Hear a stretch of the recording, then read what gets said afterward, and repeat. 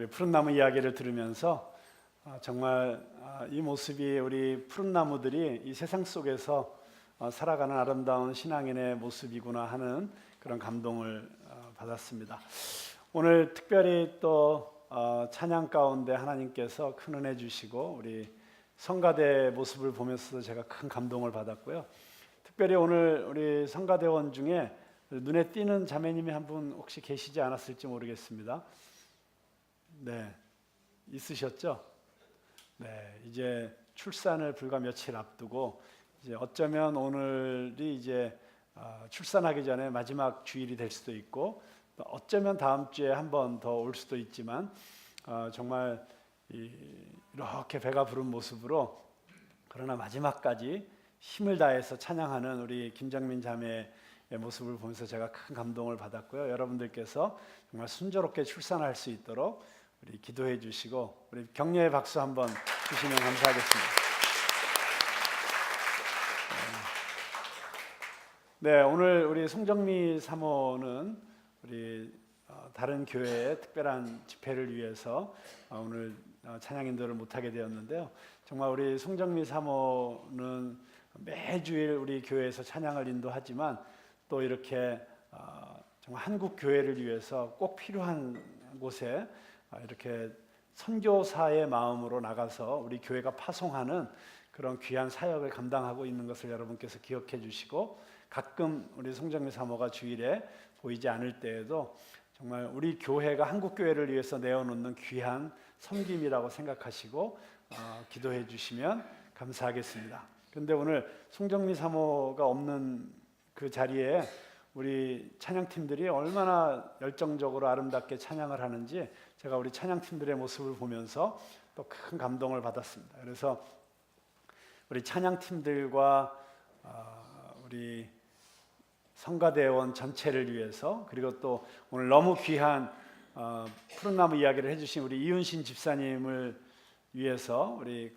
격려와 감사의 박수 한번 드렸으면 좋겠습니다.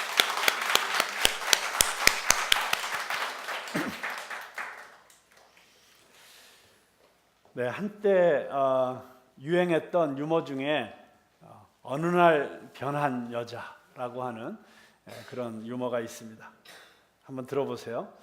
여우 같은 여자에서 여유 있는 여자로, 화난 여자에서 환한 여자로, 따지는 여자에서 따뜻한 여자로, 착각하는 여자에서 자각하는 여자로, 새끼 있는 여자에서 색깔 있는 여자로, 밝히는 여자에서 밝은 여자로, 남들에게 애먹이는 여자에서 남들 때문에 애태우는 여자로, 답답한 여자에서 답을 아는 여자로, 빚이 많던 여자에서 빛을 발하는 여자로.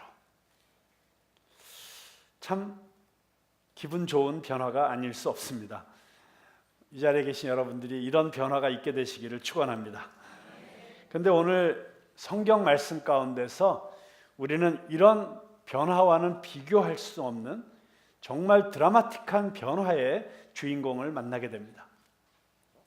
사마리아의 수가성 우물가에서 예수님을 만난 여인. 어쩌면 이 여인은 포스트 모더니즘 시대를 살아가는 우리 모두의 자화상을 닮은 여인이었습니다. 한 문화학자는 포스트 모더니즘 인생을 가리켜서 고립되고 상처나고 목마른 인간이다, 그렇게 말을 합니다. 그런데 이 여인이 바로 정확하게 그런 여인이었습니다. 그러기에 이 여인의 전격적인 변화의 이야기는 우리 모두에게 깊은 감동과 도전과 희망을 던져주고 있습니다. 자, 이 여인의 모습을 통해서 우리에게 비춰지고 있는 포스트 모던 인생의 문제는 무엇입니까? 첫째는 고립된 인생이라는 것입니다. 이 여인은 지금 제6시에 물을 기르러 우물가에 왔습니다. 이스라엘 시각으로 6시는 우리 시각으로는 낮 12시를 의미합니다. 여러분, 뜨거운 정오. 이 여인은 사막지대에서 아침 저녁으로 서늘한 때라 서늘할 때 정도라야 겨우 움직일 수 있는 이러한 때에 오히려 낮 12시 너무 뜨거워서 아무도 나다니지 않는 그 시각을 택하여서 지금 우물가에 물을 길러 온 것이었습니다. 왜 그랬을까요? 사람 만나는 것이 부담스럽고 싫었기 때문이었습니다. 그녀는 고립된 채 살고 있었던 것입니다. 이것이 우리 시대의 삶의 풍경 중에 하나가 아닌가 싶습니다. 점점 핵가족화 되다 못해서 이제는 1인 가구가 전체 가구 수의 약 30% 정도에 달하고 있습니다. 혼자 사는 사람이 약 550만 명 정도가 된다고 합니다. 밥을 혼자 먹는 혼밥족이라고 하는 낯선 용어가 이제는 우리에게 더 이상 낯설지가 않게 되었고, 이 혼밥족들을 위한 특별한 상품들이 엄청나게 출시가 되고 있고, 이 혼밥족들이 마음 편하게 먹을 수 있는 인테리어를 갖춘 식당들이 속속 문을 열고 있습니다. 한 아파트에 살아도 옆집에 누가 사는지 전혀 모른 채 이웃들이 고립되어 살아가는 것은 이제 우리의 일상이 되었습니다. 고독사한 노인의 사체가 몇 달이 지나도 발견되지 않았다. 이런 이야기도 심심치 않게 듣고 있습니다. 스스로 문을 닫아 걸고 이웃을 외면하는 시대를 우리는 살아가고 있습니다. 그래서 우리 모두는 고립되어 버렸고 뼛속까지 스며든 춥고 떨리는 외로움을 당연한 존재의 모습으로 수용하게 된 것입니다. 피플스라고 하는 잡지에 어떤 미국의 대학 미식축구팀 코치의 이야기가 이렇게 소개되어 있었습니다. 소속팀이 잘 나갈 때 이 대학 미식축구팀 코치 주변에는 언제나 친구들이 끊이지 않았습니다. 하지만 성적이 점점 떨어지자 주변에는 온통 비난하는 사람들 일색이었고, 친구들도 서서히 그를 떠나가기 시작했습니다. 아무 데에서도 위로받지 못한 채 외로움을 느끼던 그는 어느 날 애완용 개를 한 마리 사서 키우기 시작했습니다. 너무나도 외로움을 느끼던 어느 날 기르던 개를 바라보다가 한숨을 지으면서 이제 내 친구는 너밖에 없구나 이렇게 말을 하니까 이 개가 알아들었는지 꼬리를 막 흔드는 것이었습니다. 마침 그 자리에 무신경하게 앉아있던 아내의 모습을 훔쳐보면서 그는 다시 한번 개를 향해서 우리 집에 너 같은 친구가 한 명만 더 있으면 좋으련만 그렇게 중얼거렸다고 합니다. 그 뒤에 무슨 일이 일어났을까요? 그날로 아내는 개 한 마리를 더 사주었다고 합니다. 곁에 있는 배우자조차도 친구가 되지 못하는 안타까움을 풍자한 이야기입니다. 미국의 유명한 설교자 찰스 스윈돌의 글에 보면 어느 날 미국의 캔사스주의 신문에 이런 광고 기사가 실린 적이 있다고 합니다. 저한테 전화해서 30분간 이야기해 주시면 $5를 지불하겠습니다. 고립되어 살아가는 이 포스트 모던 시대에 고독이라는 질병을 앓고 있는 이 시대 사람들의 풍경이라고 할 수 있습니다. 그런데 그래도 이런 광고를 낸 사람은 아직 심각한 징후라고 할 수 없는 상태이죠. 그래도 희망적인 경우입니다. 문제는 누군가에게 전화해달라고 부탁할 의욕도 없는, 누구를 만날 의욕도 없고 밖에 나가서 어떤 활동을 하고 싶지도 않은, 스스로 관계를 차단하고 사는 사람들이 얼마나 많이 있습니까? 그런데 이 성경 속에 나오는 사마리아 여인, 바로 그런 삶을 살고 있었던 고립된 인생이었던 것입니다. 자, 이 포스트 모던 시대의 두 번째 문제는 상처입니다. 물론 이 세상을 살아가면서 어느 누구도 상처에서 완전히 자유로울 수는 없습니다.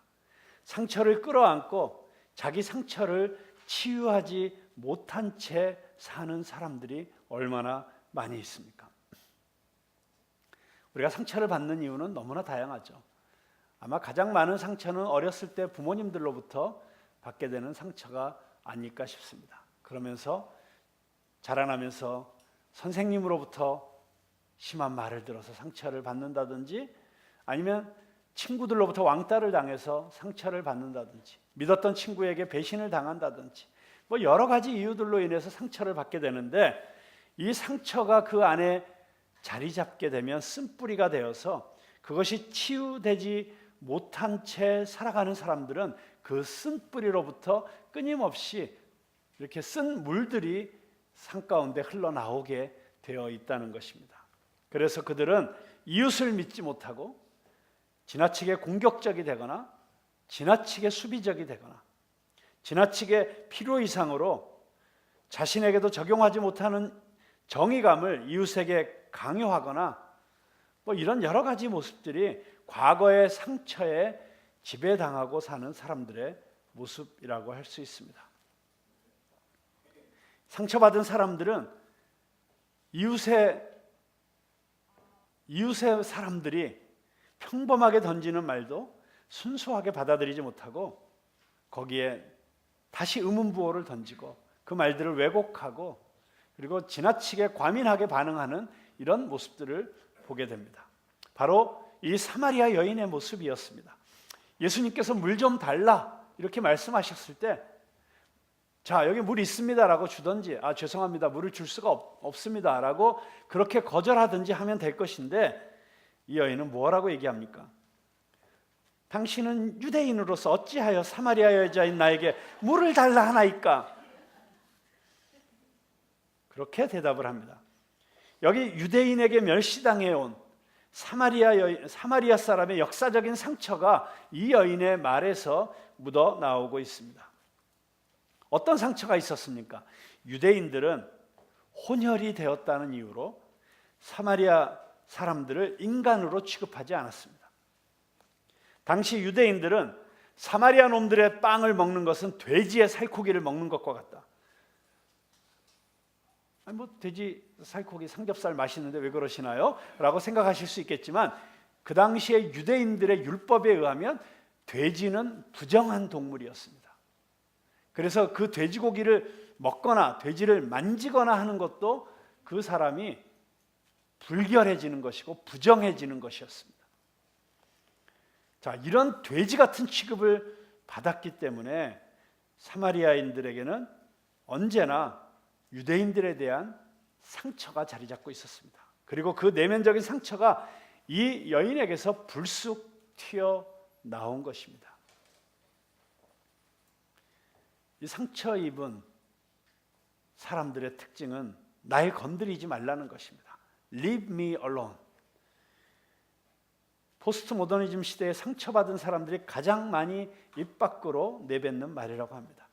혹시 지금 여러분의 마음속에도 이 말이 자주 떠오르고 있지는 않습니까? Leave me alone. 날 좀 내버려 두세요. 건드리지 마세요. 자, 세 번째 특징은 목마른 인생이라고 하는 것입니다. 예수님과 물을 기르러 온 이 여인과의 대화에서 가장 흥미로운 대화의 역전은 물을 좀 달라고 하던 예수님께서 갑자기 이 여인에게 내게 물 좀 달라고 하는 이가 누구인 줄 알았다면 내가 그에게 구하였을 것이요 그가 생수를 내게 주었으리라 라고 말씀하시면서 물을 주고받는 관계의 갑을관계가 바뀌고 있는 것을 보게 됩니다. 예수님께서는 이 여인이 목마른 인생인 줄 알고 계셨습니다. 얼마나 목이 말랐으면 남편을 5번이나 바꾸었을까요? 여러분, 목마른 인생의 특징이 무엇입니까? 한 자리에 있을 수 없다는 것입니다. 한 가지에 만족할 수 없다는 것입니다. 그래서 애인을 바꾸고 파트너를 바꾸고 직업을 바꾸고 직장을 바꾸고 종교를 바꾸고 심지어 교회도 바꿉니다. 그래도 바꾸어도 만족스러움을 느끼지 못합니다.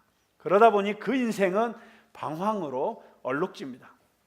끝없는 목마름, 타는 목마름으로 허덕이는 인생이 됩니다.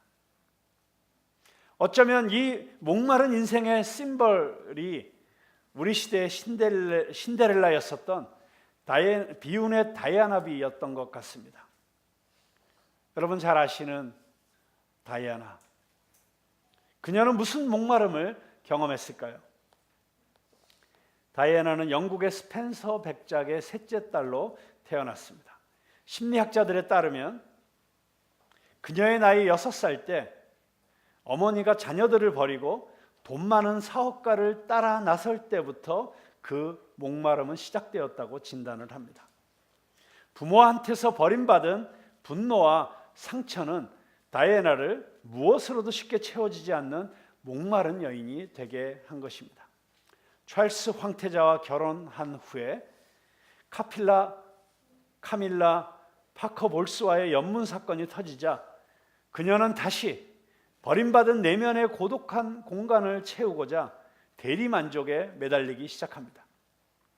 그녀는 머리 손질 한 번 하는데 $5,400를 쓰고 몸매 관리와 의상 구입에 연간 $87만 썼다고 합니다.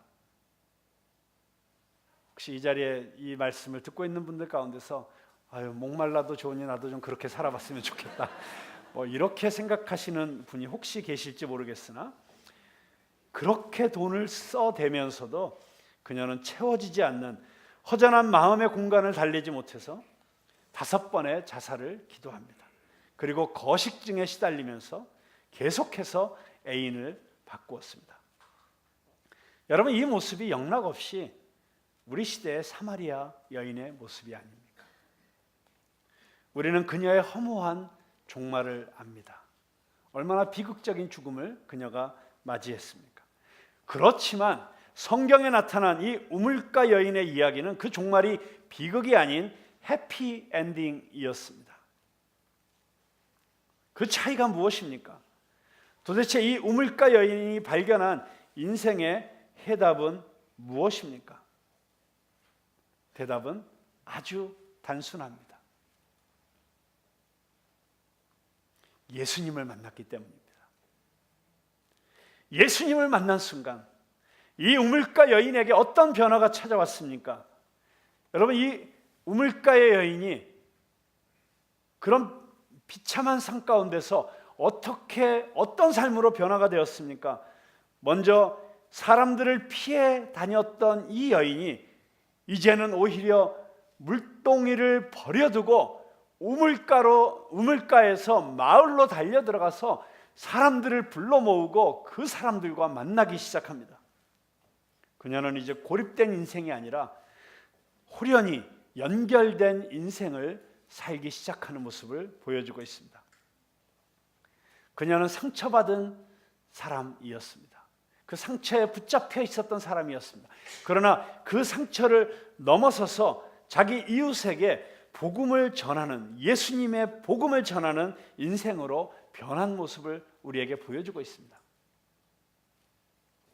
요한복음에 등장하는 최초의 예수님을 만난 이후에 전도자가 된 여인, 그녀는 사람들에게 내가 만난 이 사람을 보세요. 이분은 저의 모든 것을 알고 계셨어요. 여러분도 그분을 만나보세요. 그렇게 전도하는 모습을 보게 됩니다. 나중에 우리가 요한복음을 계속해서 읽다 보면 이 여인이 상처로부터 자유로운 사람이 되었다는 사실을 보여주는 아주 놀라운 장면이 등장을 합니다. 그것은 어떤 장면이냐면, 이 여인이 마을 사람들에게 가서 예수님에 대해서 이야기했기 때문에 모든 사람들이 예수님을 마을로 초청해서 예수님의 이야기를 듣게 되었습니다. 그리고 그 마을 사람들이 다 예수님을 믿게 되었습니다. 얼마나 놀라운 일입니까? 이 마을 사람들이 다 예수 믿고 구원받게 된 것은 누구 때문이었습니까? 네, 이 사마리아 여인 때문이었습니다. 그런데 그 마을 사람들이 다 회심하여 예수님을 믿고 난 이후에 이 마을 사람들이 이 여인에게 뭐라고 얘기하는지 아십니까? 우리가 예수님을 믿게 된 것은 너 때문이 아니고 우리가 저의 말씀을 들었기 때문이다. 그냥 무슨 말을 그렇게 해요? 아니 기왕이면 여인에게 야 고맙다. 너 때문에 우리가 예수님 만나게 됐고 우리가 예수님 말씀 들어보니까 정말 이분이 메시아가 맞구나. 땡큐. 뭐 이래야 되는 거 아니에요? 근데 야 우리가 예수님 믿게 된 건 너 때문이 아니고 우리가 예수님 말씀 들었기 때문이야 라고 굳이 꼭 그렇게 왜 얘기를 해야 됐을까요? 과거에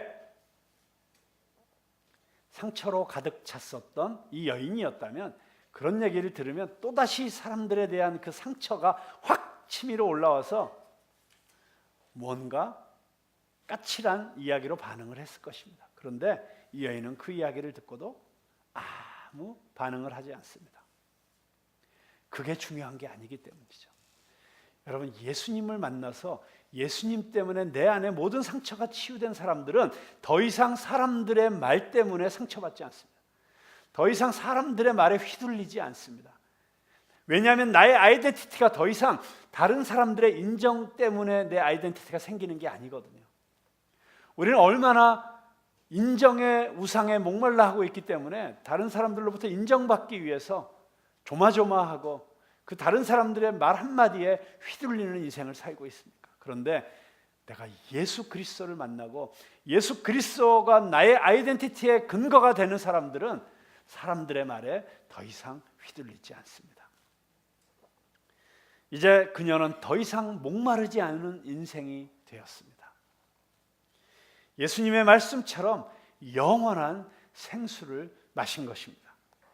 자, 그렇다면 이제 가장 중요한 하나의 질문을 우리가 던질 차례입니다. 예수님은 도대체 누구이십니까? 누구이시기에 이렇게 고립되고 상처나고 목마른 인생을 한순간에 바꿀 수 있다는 말입니다. 무엇보다도 우리는 이 예수님과 이 사마리아 여인과 만나고 있는 예수님의 모습 가운데서 예수님이 어떤 분이신지를 발견하게 됩니다. 예수님은 이 여인의 모든 것을 알고 계셨습니다. 이 물에 대한 대화를 나누다가 갑자기 그 대화의 흐름을 깨고 예수님께서 이 여인에게 불쑥 한 말씀을 던지시죠. 내 남편을 불러오라. 이 한마디에 그녀는 엄청나게 당황을 하게 됩니다. 그래서 여인이 무엇라고 대답을 합니까? 17절에 보면 나는 남편이 없나이다. 이 대답에 예수님께서 다시 무엇라고 말씀하십니까? 18절에 보면 너에게 남편 5이 있었고 지금 있는 자도 내 남편이 아니니 내 말이 참되도다.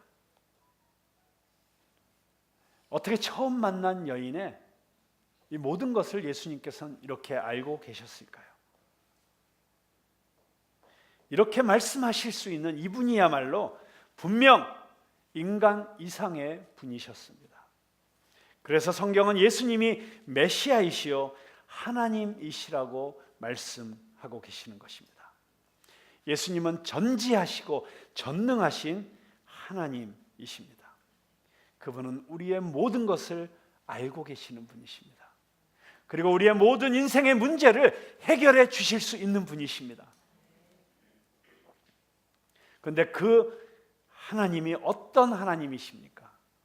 목마른 이 여인을 찾아오시는 하나님이십니다. 정말 지도상에서 보면 보이지도 않을 것 같은 그 사마리아의 한 작은 마을, 수가라고 하는 마을. 거기 우물가에서 사람들을 피해서 물을 기르러 오는 한 여인. 세상 사람의 눈에는 정말 가치 없고 보잘것없어 보일 수 있는 이 한 여인. 그런데 그 한 여인을 주목하시고 예수님께서는 이 여인을 만나기 위해서 오셨습니다. 여기 우리가 읽었던 4장 4절 말씀에 보면 사마리아를 통과하여야 하겠느니라. 여기 예수님께서 사마리아를 그냥 우연히 통과한 것이 아니라 반드시 통과해야겠다는 의지를 가지고 들어가신 것을 우리에게 보여주고 있습니다. 당시 사마리아인들을 경멸하던 유대인들이라면 일부러 먼 길을 돌아서라도 그 땅을 피해서 갔습니다. 그런데 예수님께서는 반드시 그 땅을 통과하여야 하겠다. 왜요? 왜 사마리아를 통과하셔야만 했습니까? 바로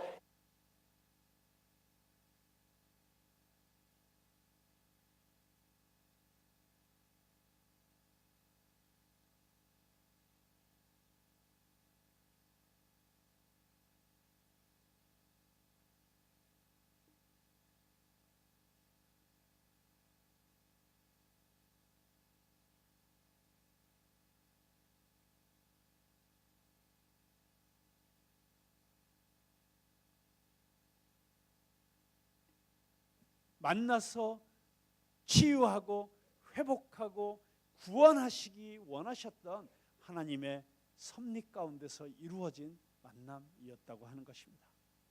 그렇다면 여러분이 이 자리에 와 계신 것도 결코 우연이 아닙니다. 우리의 만남은 우연이 뭐가 아니라고요? 우연이 아니라는 것입니다. 그분의 계획, 당신을 만나고자 하시는 그분의 확고한 의지가 당신을 바로 이 자리에 지금 앉아 있게 만드신 것입니다. 혹시 마음이 힘들고 속상하고 어디에도 하소연할 데 없는 답답함을 가지고 이 자리에 오신 분들도 있을 것입니다.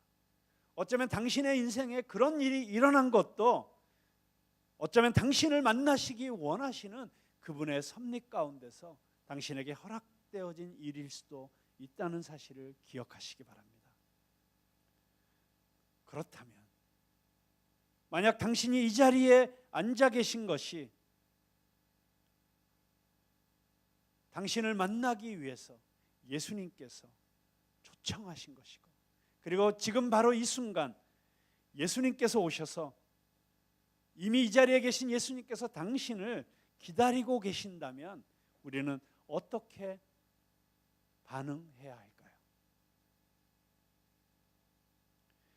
당신의 모든 것을 아시는 그분 앞에 솔직해지시겠습니까? 그분 앞에 당신의 마음을 내어놓고 당신의 마음 가장 깊은 곳에 있는 당신의 아픔을 내어놓지 않으시겠습니까? 그동안 무척 외로웠다고. 여러분, 그분 앞에서는 우리가 쓸데없는 허세나 가식이나 자존심을 세울 필요가 없습니다. 인생의 상처로 많이 아팠다고, 목말랐었다고 그분 앞에 고백하시지 않겠습니까? 이제 주님이신 그분이 꼭 필요하다고 그분에게 간절히 구원해 달라고 구해 보시지 않으시겠습니까? 바로 지금 이 순간.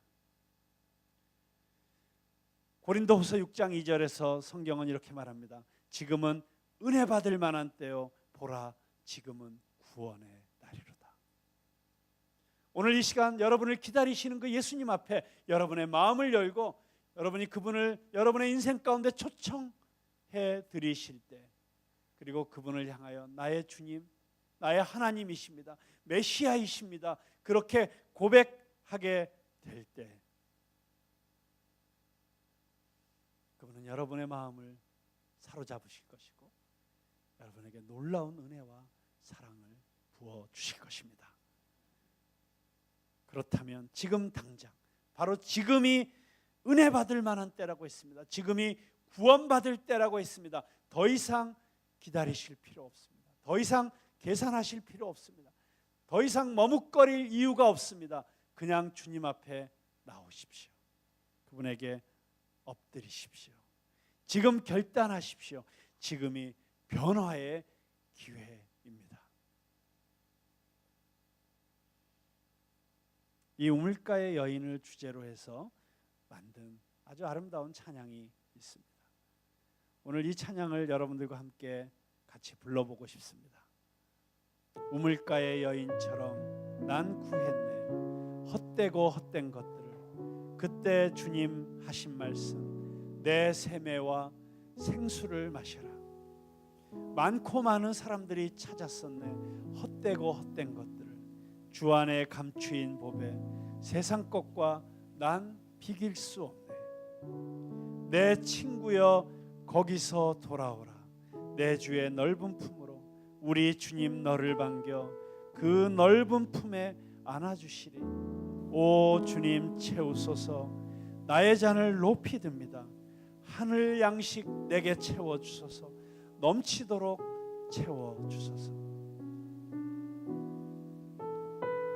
어쩌면 이 노래의 가사처럼 이 세상 속에서 헛되고 헛된 것들을 찾아서 나를 절대로 만족시켜 줄 수 없고 나를 절대로 해갈시켜 줄 수 없는, 세상에 나를 배부르게 해줄 수 없는 헛된 것들, 그것들 가운데 매몰되어 살았던 그런 인생이 나의 인생이었다고 그렇게 고백하실 수 있다면 오늘 이 시간 우리에게 진정한 만족을 주실 수 있는, 우리의 목마름을 완전히 영원히 해결해 주실 수 있는 예수님의 그 놀라운 생수를 받아 마시는 여러분들이 되시기를 바랍니다.